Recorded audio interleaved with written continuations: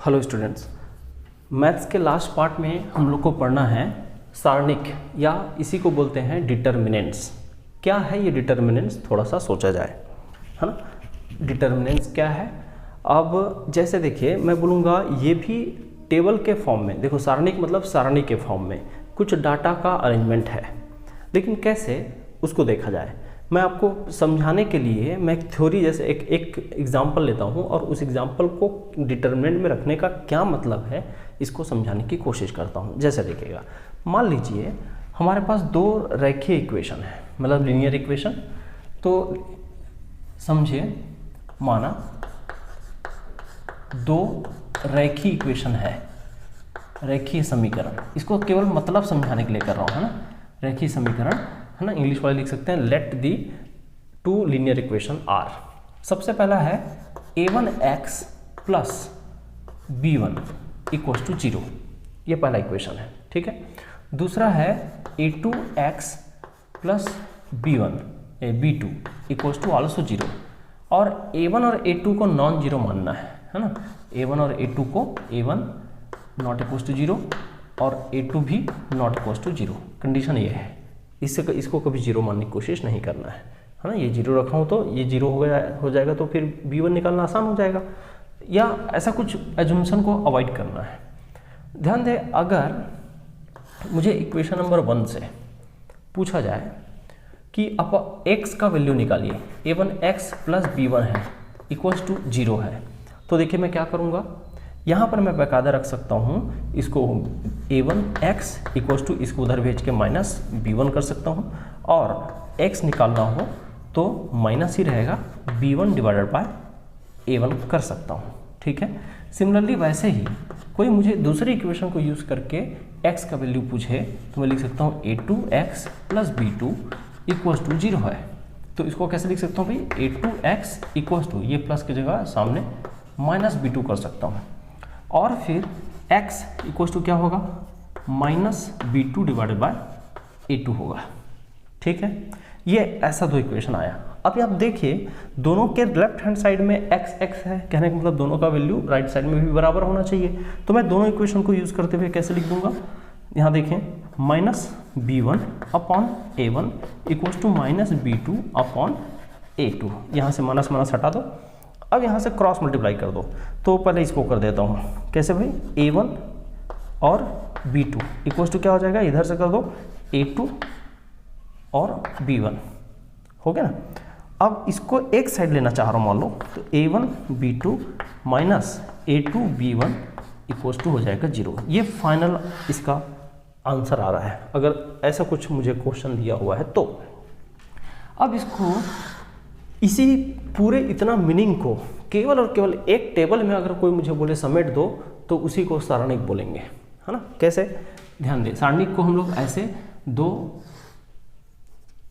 ऐसे vertical lines के बीच में शो करते हैं, है ना। कैसे करना है जरा देखना, मैं इसको रिप्रेजेंट करके बता रहा हूँ। पहले a1 और ये a2, फिर नीचे में दूसरे कॉलम दूसरे लाइन में b1 और b2 और इक्वल्स टू 0 किया। इसका मतलब एक ही है ना। इसका मतलब मीन्स, ये किसके लिए मीन्स करके लिख रहा हूँ भाई, मतलब नीचे वाले के लिए। इसको हम ऐसे भी रिप्रेजेंट कर सकते हैं।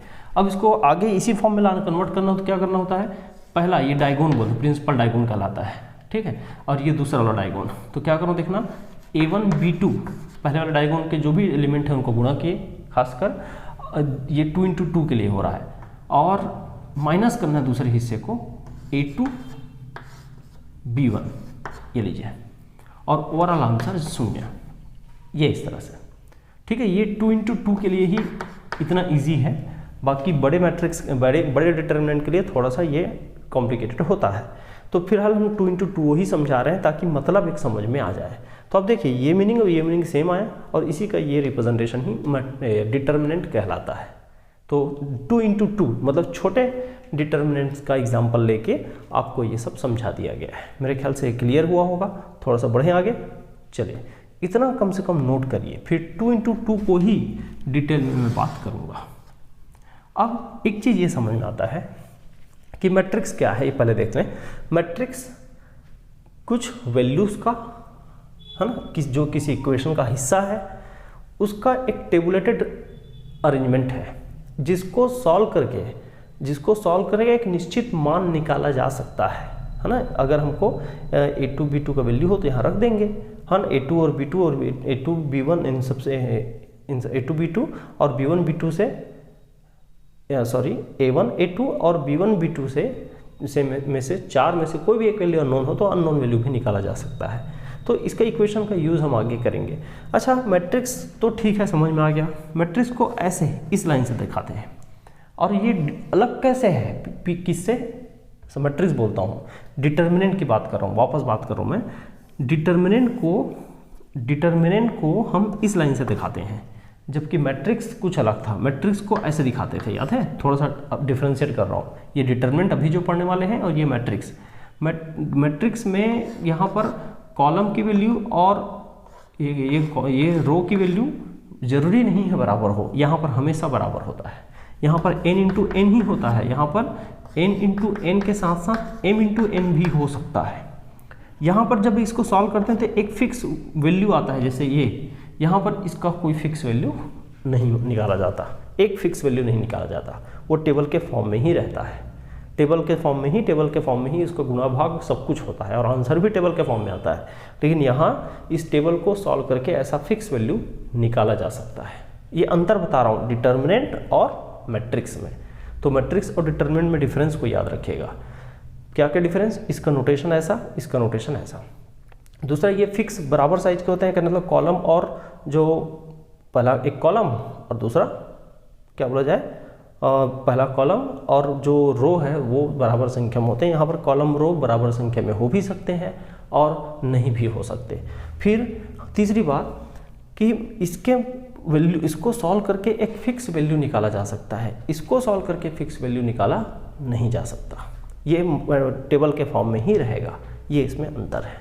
ठीक है, तो ये कॉमन इंट्रोडक्शन हो गया। अब उसके बाद मैं इस पर बात करता हूँ। पहले आप इसको लिखें, इतना कम से कम लिखें। देखिए, सारणिक या डिटर्मिनेंट में कुछ खास टर्मिनोलॉजी की जरूरत पड़ती है, वो टर्मिनोलॉजी मैं आपको यहाँ पर बताने वाला हूँ। जैसे आप देखिए कि इसमें मैंने 2 इंटू 2 का एक मैट्रिक्स ले रखा है, a1 a2 b1 b2 इस तरह से। तो यहाँ देखिए इसकी जो हॉरिजॉन्टल लाइन है वो 2 है और वर्टिकल लाइन है वो भी 2 है। तो ऐसे को हम 2 इंटू 2 बोल सकते हैं, 2 इंटू 2 ऐसा साइड में शो भी कर सकते हैं। 2 इंटू 2 डिटर्मिनेंट है। देखिए एक टर्म आता है रो, जैसे हम लोग मैट्रिक्स में पढ़े थे, बिल्कुल वैसे ही डिटर्मिनेंट में भी एक शब्द आता है रो। रो मतलब हॉरिजॉन्टल। तो यहाँ पर कितना भी रो, ये कैसा होता है? पहले तो हॉरिजॉन्टल होता है। हॉरिजॉन्टल हिंदी वाले समझ रहे हैं? हॉरिजॉन्टल का मतलब है क्षैतिज लाइन कितने हैं, तो क्षैतिज लाइन कितने भाई? यहाँ पर 2 है। और कॉलम का मतलब क्या है? ऊर्ध्वाधर। और ऊर्ध्वाधर मतलब है वर्टिकल लाइन, 1 और 1 2। यहाँ पर भी 2 है, तो इसलिए 2 गुना 2 करते हैं। कोटि क्या है? कोटि ये जो साइज होता है ना, ये जैसे n इंटू n, उसी को कोटि बोलते हैं। याद रखिएगा कि यहाँ पर कोटि में दोनों डिजिट बराबर होते हैं, जबकि मैट्रिक्स में क्या होता था? एक बड़ा हो सकता है, एक छोटा हो सकता है, बराबर भी हो सकते हैं, है ना, कुछ भी हो सकता है। लेकिन यहाँ पर दोनों साइज बराबर होते हैं। कहने का मतलब मेरा ये है, जितना आप क्षैतिज रेखाएं रखेंगे उतना ही वर्टिकल कॉलम भी होंगे। यहाँ पर इसी को कोटि बोलते हैं। दूसरा कोटि का प्रसार, जैसे ये अलग अलग में अलग अलग होता है। फॉर 2 इंटू 2, जैसे 2 इंटू 2 के लिए ये जैसा है, इसी एग्जाम्पल को कोटि का प्रसार क्या बोलते हैं? देखें कि पहले ये जो डायगोन है, इसको डायगोन बोलते हैं ना, ये इधर प्रिंसिपल डायगोन बोलते हैं, ये भी याद रखना। ऐसा जो पहले जो लेफ्ट साइड का ऊपर और राइट साइड के नीचे जाने वाली जो लाइन है उसको प्रिंसिपल डायगोन कहा जाता है। तो डायगोन में क्या करते हैं भाई? a1 b2 माइनस यहाँ से a2 b1, ये लो, ऐसे जो सॉल्व करते हैं उसी को बोलते हैं कोटि का प्रसार। हम इसको प्रसार कर रहे हैं, अब प्रसार करके वैल्यू निकाल के यहाँ पर सॉल्यूशन दे देते हैं इसका, है ना। तो इसका वैल्यू निकालने की बारी आती है। क्लियर है बात? तो उसी पॉइंट ऑफ व्यू से मैं यहाँ पर टर्मिनोलॉजी को समझा रहा हूँ। ज़्यादा से ज़्यादा हम अभी 2 इंटू 2 की ही बात करेंगे। पहले छोटे डिटर्मिनेंट में समझ लेते हैं, क्वेश्चन भी कर लेते हैं, फिर थोड़ा सा बड़े मैट्रिक्स में जाएंगे। अब अंतर क्या आएगा? इसका डेफिनेशन ये तो सेम रहेगा, प्रसार अलग अलग होते जाएगा। छोटी कोटि में ये है और बड़े कोटि में जाते जाओगे, बड़े ऑर्डर में जाते जाओगे तो फिर उसका जो एक्सपेंशन है वो एक्सपांशन डिफरेंट डिफरेंट होते जाता है। ठीक है, तो पहले आप इतने को नोट कर सकते हो। अब जैसे चलो एक आध क्वेश्चन भी कर लेते हैं, सिंपल ही पर है। कोई बोलता है, सपोज एक क्वेश्चन दिया, क्वेश्चन है ट्रिग्नोमेट्री से रिलेटेड दे रहा हूँ। क्वेश्चन ये है, यहाँ दिया कॉस थीटा और यहाँ पर दिया है माइनस साइन थीटा और इधर है साइन थीटा और यहाँ पर है कॉस थीटा। ठीक है, इस तरह से, और बोला गया इसका मान ज्ञात कीजिए, है ना, क्या बोला, मान ज्ञात कीजिए। तो हम इसका मान कैसे निकालें, ये हमारा मुख्य बात है। अच्छा, डिटर्मिनेंट के मान को ऐसा डेल्टा या फिर कैपिटल डी से भी दिखाते हैं, डिटर्मिनेंट को ही ऐसे दिखा सकते हैं। ठीक है, कैपिटल डी आइए। अब देखिए कैसे, आप जानते हो सीधा सीधा इन दोनों को मल्टीप्लाई करोगे, है ना, पहला प्रिंसिपल डायगोनल को ले लो तो ये हो जाएगा कॉस स्क्वायर थीटा होगा, है ना, ऐसे लिखते हैं इसको, स्क्वायर करते हैं तो, और माइनस यहाँ देखो इन दोनों को मल्टीप्लाई करूंगा तो ओवरऑल माइनस आएगा, और माइनस में और कर रहा हूँ माइनस साइन देखो स्क्वायर थीटा, ये अंदर का मल्टीप्लाई हो गया और बीच माइनस लगाना ही है तो क्या होगा भाई, cos square theta minus minus plus sine square theta. अब ट्रिग्नोमेट्री वाले बताएंगे मैथ्स वाले कि इसका वैल्यू होता है कितना, 1। सीधा सीधा फॉर्मूला है, आप प्रूफ भी कर सकते हो किसी वैल्यू को रख के, है ना। तो यहाँ ये ट्रिग्नोमेट्री का फॉर्मूला याद करके मैंने वो लाया है, लेकिन सॉल्यूशन या गुणा भाग तो कर ही सकते हैं आप, है ना। जैसे देखिए, चलो एक दूसरा एग्जाम्पल लेते हैं। यहाँ पर एक छोटा सा जगह और है जिसमें एक सवाल और आ सकता है, ध्यान देना कैसे। सपोज यहाँ 2 है, कई एग्जाम्पल है, 2 है, यहाँ 4 है, यहाँ -5 है, यहाँ पर -1 है। हमको पूछा कि इसका वैल्यू क्या होगा, कहने का मतलब वैल्यू क्या होगा।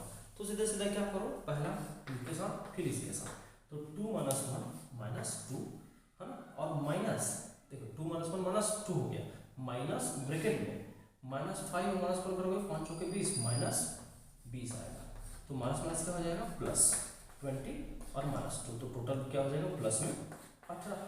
ये आंसर हो गया। तो इस तरह से छोटे मैट्रिक्स को सॉल्व किया जा सकता है। समझते हुए नोट करें, फिर हम लोग बात करते हैं आगे।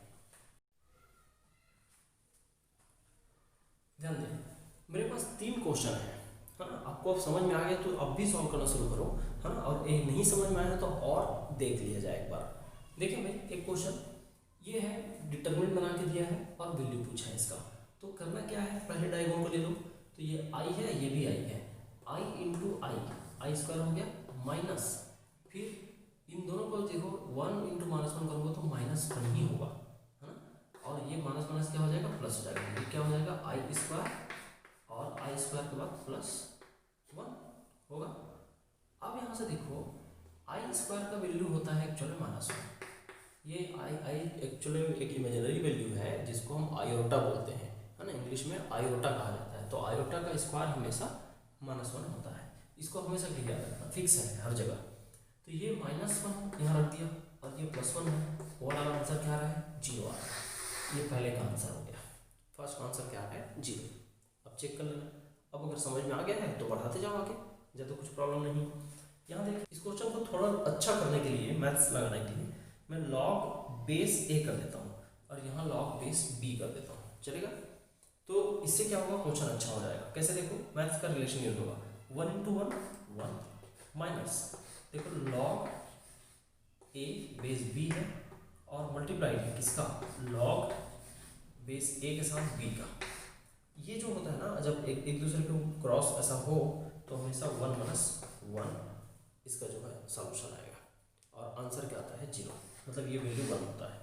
क्या किया हमने, लॉग यहाँ बेस b है और a का लॉग, यहाँ पर बेस a है और b का लॉग, दोनों को मल्टीप्लाई करोगे तो आंसर 1 आता है। तो उसके 1 को पुट कर लीजिए और सीधा सीधा रख दीजिए। ये बाय वाले ये सब रिलेशन को नोट करते जाएंगे, ये रिलेशन है, ये रिलेशन है, इन सबको नोट करके रखेंगे, कहीं पूछ दिया तो काम आएगा।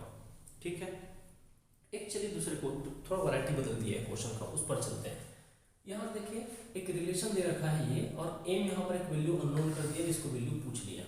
तो भाई आप रिलेशन लगाओ कैसे, 6 इंटू माइनस 6 इंटू एम, तो माइनस 6m होगा और यहाँ पर माइनस, फिर यहाँ पर 3 दूनी 6 प्लस में ये लीजिए, हाँ।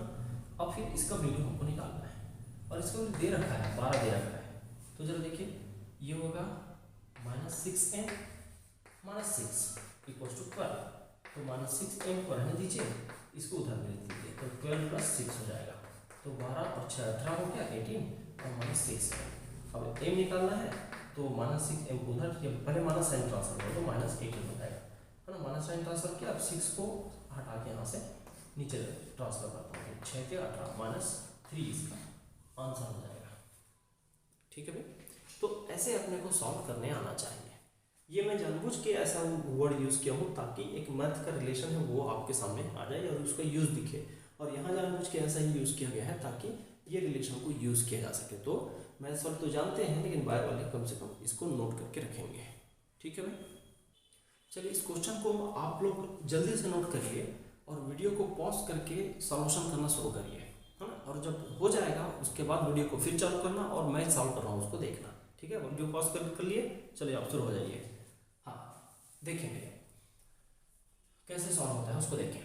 हमको ये एक दिया हुआ है और ये x निकालना है, तो बहुत इजी वे में मैं क्या कर रहा हूँ देखें कि यहाँ से 2 इंटू 2x इंटू एक्स, तो क्या हो जाएगा 2x का स्क्वायर हो गया माइनस 8 पंचा 40, ये 40 आ गया। अच्छा ये इक्वल है ना, हमको इसके इक्वल करना है, या इतना भी नहीं करना चाहते हो आप, है ना, इतना ज़्यादा यहाँ नहीं सोचना चाहते हो, चलो इसी के वे में चलते हैं। इधर देखो 6 या 18, 6 या 18 माइनस, और यहाँ 7 दूनी 14, यहाँ पर भी माइनस ही आएगा, तो ये हो गया माइनस माइनस प्लस 18 प्लस 14 आएगा, और यहाँ ट्वाइस एक्स स्क्वायर माइनस 40 आया, तो 18 प्लस 40 8 4 12 और 2 और 1 3 32 हो गया, होगा भाई, हाँ। अब यहाँ से देखो ट्वाइस एक्स स्क्वायर माइनस 40 को उधर ले जाके प्लस कर दो, ट्वाइस एक्स स्क्वायर ये हो जाएगा 40 प्लस 32, तो ये हो जाएगा 72 होगा। अब 72 हो गया, x हो गया, x स्क्वायर हो गया, तो x स्क्वायर निकालने के लिए क्या करो 72 डिवाइड बाई 2, ये हो गया कितना 2 3 6 36 आ जाएगा, 36 दूनी 72। अब ये x स्क्वायर इक्वल टू 36 है, तो फिर x इक्वल टू क्या हुआ √36, और आंसर क्या हो जाएगा 6। यहाँ पर बता सकते हैं आप कि आंसर यहाँ पर आएगा 6।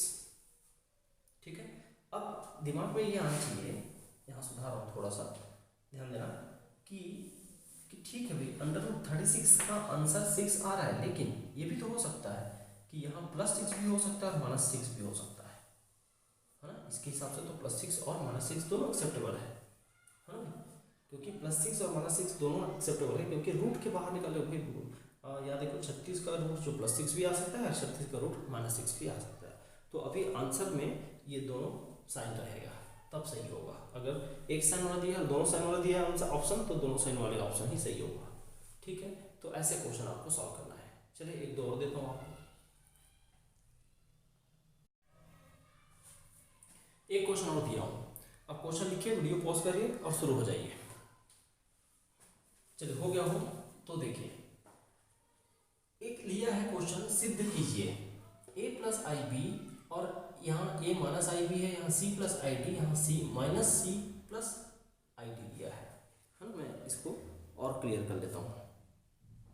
हाँ ठीक है, जैसा दिया है आप वैसा ही यूज़ करेंगे और उसका आंसर ही आना चाहिए। जब देखिए तो पहले हम इन दोनों को, अब इसको स्टेप बढ़ा के करता हूँ। ठीक है, a plus I into B हो गया, a प्लस आई बी हो गया। अब इसको मल्टीप्लाई करना है, a माइनस आई बी। अब इतने को एक ब्रैकेट में बंद कर देता हूँ, ये हिस्सा ये वाला फर्स्ट डायगोनल हो गया। अब उसके बाद देखो माइनस लगाते हैं, फिर इसको ब्रैकेट में बंद कर देते हैं यहाँ से यहाँ, तो इसको c प्लस ऊपर वाला लिख रहा हूँ, c प्लस आई डी है ना पहले, और ब्रैकेट के बाद minus c plus I D ऐसा, और ये ब्रैकेट क्लोज। अब पहले ना बड़े ब्रैकेट को छोटे ब्रैकेट को पहले सॉल्व करते हैं, जरा ध्यान देंगे कैसे होगा इसका सॉल्यूशन। ये एक ध्यान दें, a प्लस बी है, a माइनस बी है, ऐसा कोई फॉर्मूला ए प्लस बी ए माइनस बी ए प्लस बी ए माइनस बी, ऐसा कोई फॉर्मूला है क्या? ए प्लस बी ए माइनस बी, हाँ है एक फॉर्मूला, याद करो, थोड़ा मैथ से याद करो। ए प्लस बी ब्रैकेट में ए माइनस बी इक्वल टू क्या होता है? ए स्क्वायर माइनस बी स्क्वायर। ठीक है, ये नॉर्मल फॉर्मूला है मैथ्स का, उसी फॉर्मूला को यूज कर रहा हूँ क्योंकि ए प्लस बी है और ये माइनस बी, ये पूरे को भी मानना पड़ेगा, है ना, इस पूरे को भी मानना पड़ेगा। जरा ध्यान दो, ए स्क्वायर आना चाहिए, यहाँ पे रख दिया माइनस फॉर्मूला के अकॉर्डिंग बी स्क्वायर आना चाहिए, तो आई बी पूरे का स्क्वायर आना चाहिए। इसको फिर बाद में और सॉल्व करेंगे, है ना। अब यहाँ से ध्यान दें कि यहाँ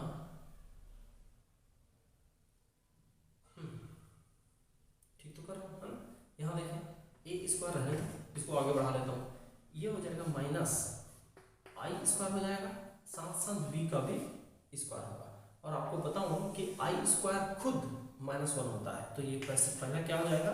ए स्क्वायर माइनस और -1 इंटू बी स्क्वायर, तो माइनस माइनस प्लस, तो ये हो जाएगा ए स्क्वायर प्लस बी स्क्वायर हो जाएगा। एक हिस्सा आ गया, है ना। अब राइट साइड को देखते हैं, सी स्क्वायर प्लस डी स्क्वायर दिया है, कोशिश करते हैं आ जाए। अब यहाँ दोनों हिस्सा साइन के हिसाब से सही नहीं है, हाँ, दोनों हिस्सा साइन के हिसाब से यहाँ पर बराबर नहीं है, तो C plus D C plus I D, मतलब ये वाला फॉर्मूला मैं यूज़ नहीं कर पा रहा हूँ, है ना, ये वाला फॉर्मूला यूज़ नहीं कर पा रहा हूँ। इसको थोड़ा सा बदल के दिखाता हूँ तो शायद यूज़ हो जाए। जरा देखिए तो आई डी को पहले लिख देता हूँ और प्लस सी रखता हूँ, ठीक है, और यहाँ आई डी को पहले रखता हूँ और माइनस सी कर देता हूँ। अब देखो तो सेम फॉर्मूला दिखने लगा। तो अब क्या कीजिए, इसको एक मानिए, दूसरा हिस्सा इसको मानिए, तो क्या होता है अभी देखो कि आई डी का पूरे का स्क्वायर माइनस सी पूरे का स्क्वायर क्या होगा? यहाँ ब्रैकेट में माइनस है, यहाँ देखो आई स्क्वायर और टी स्क्वायर, और ये क्या हो गया? ये तो माइनस सी स्क्वायर है ही। अब जानते हो आप आई स्क्वायर का मतलब क्या हो जाता है? आई स्क्वायर का मतलब हो जाता है -1, तो -1 के साथ माइनस डी स्क्वायर हो जाएगा और माइनस सी स्क्वायर, ठीक है। अब ये माइनस माइनस को सॉल्व करते हुए ये हो गया है ए स्क्वायर प्लस बी स्क्वायर, और इधर क्या हो जाएगा? Minus minus plus D square, है ना। और फिर यहाँ से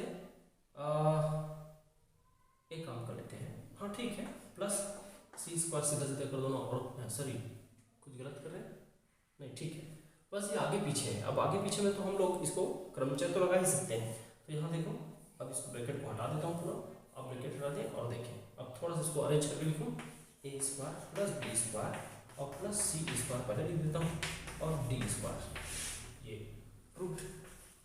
तो बहुत सिंपल है, बस आई स्क्वायर यहाँ पर साइन का जो माइनर मिस्टेक होता है, जो सिली मिस्टेक उसको बोलते हो आप, वो नहीं करना है, फिर आराम से प्रूफ हो जा रहा है ना।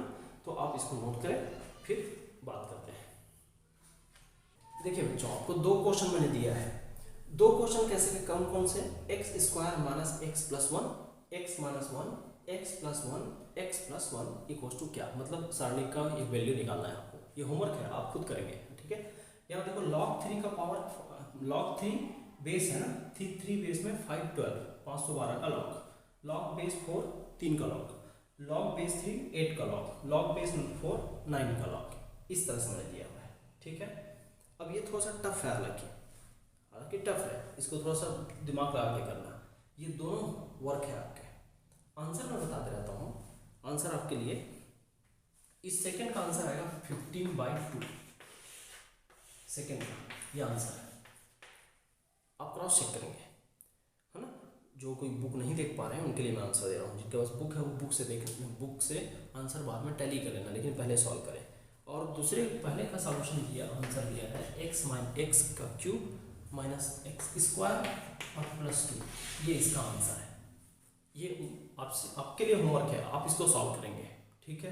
क्या आ रहा है आंसर? मैंने दे दिया है, आंसर नहीं देना था वो ज़्यादा अच्छा होता, लेकिन मैंने दे दिया है, तो क्योंकि अभी प्रैक्टिस करना है अपने को, तो ये अगले क्लास में बताऊंगा इसका सॉल्यूशन। अभी आप इतना नोट करें, आज का क्लास यहीं तक।